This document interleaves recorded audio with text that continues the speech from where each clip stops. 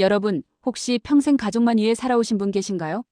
그런데 정작 돌아오는 건 감사가 아니라 무시라면 과연 어떻게 하시겠습니까? 이야기 시작하기 전에 구독과 좋아요 눌러주셨나요? 여러분의 작은 관심 하나가 저에게 정말 큰 힘이 됩니다. 오늘은 70살의 오복녀 여사의 충격적인 선택을 들려드리려 합니다. 저는 오복녀 72세입니다. 58배 남편을 먼저 보내고 지금까지 노량진 수산시장에서 살았습니다. 손목은 굳어가고 허리는 점점 무거워졌지만 가족이 있으니 버틸 수 있다고 믿었습니다. 하지만 며느리의 말은 차가웠습니다. 어머니, 생선 냄새가 집에 배요. 오늘은 손님 오시니까 청소는 6시 전에 끝내주세요. 그 순간 깨달았습니다. 나는 집안의 주인이 아니라 시간에 맞춰 움직여야 하는 가정부 같다는 걸. 새벽엔 시장, 낮엔 장사, 저녁엔 집안일. 제 하루는 똑같이 굴러가는 톱니바퀴 같았습니다. 엄마, 빨래는 따로 해주세요. 내 와이셔츠랑 섞이면 곤란해요. 어머니, 저녁은 정확히 6시에만 차려주세요. 손자는 제 도시락을 좋아했지만 부모 눈치를 보느라 늘 조심스러워했습니다. 그때 알았습니다. 나는 이 집에서 가족이 아니라 그저 가정부였습니다. 손목이 아파 병원에 갔습니다.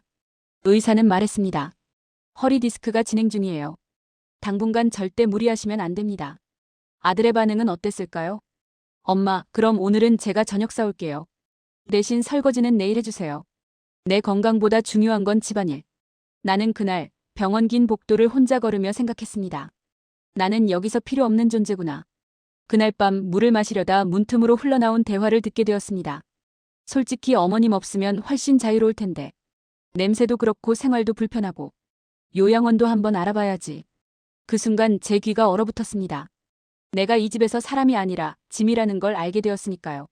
그날 밤 저는 서랍 속 낡은 열쇠를 꺼냈습니다. 20년 전 장터에서 번 돈을 적금 부어 몰래 사둔 바닷가의 작은 집. 주소는 푸른포구 3-2. 언젠가 나를 위해 살고 싶어 간직해둔 곳이었죠. 저는 친구 경자에게 전화를 걸었습니다. 경자야, 나 이제 그 집으로 갈 거야. 드디어 내가 내 이름으로 사는구나. 며칠 뒤 여행에서 돌아온 가족은 집안 가득 쌓인 박스를 보고 당황했습니다. 어머니, 이게 다 뭐예요? 이사 가려고 짐 쌌지. 이사요? 어디로요? 내 집으로. 푸른포구 3-2. 엄마, 저희는 어떻게 하라고요? 알아서 하거라. 그동안 나한테 했던 것처럼. 30년 쌓인 울분이 그 순간 폭발했습니다.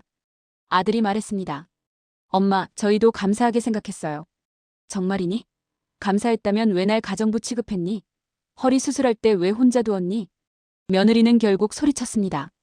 어머니, 정말 이기적이세요. 저는 웃으며 대답했습니다. 그래. 이제 이기적으로 살 거야. 70년 동안 남만 위해 살았으니 남은 시간은 나를 위해 살 거야. 바닷가 집에 도착했을 때 파도 소리가 온몸을 감쌌습니다. 저는 처음으로 제 이름을 부를 수 있었습니다. 나는 오복녀다. 누구의 엄마도 누구의 시어머니도 아닌 그냥 오복녀. 이제 새벽마다 시장 대신 바다로 나갑니다. 남을 위해 살던 삶은 끝났습니다. 이제는 내가 원하는 대로 살 겁니다. 여러분, 저처럼 평생 남만 위해 살아오신 분 있으신가요? 그렇다면 한 번쯤 자신에게 물어보세요. 나는 지금 정말 내 삶을 살고 있는가? 인생은 생각보다 짧습니다. 이제는 나를 위해 살아야 합니다.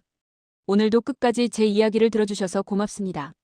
여러분의 구독과 좋아요, 그리고 댓글 하나가 또 다른 누군가에게 용기를 줄 수 있습니다. 그럼 다음 이야기에서 뵙겠습니다. 안녕히 계세요.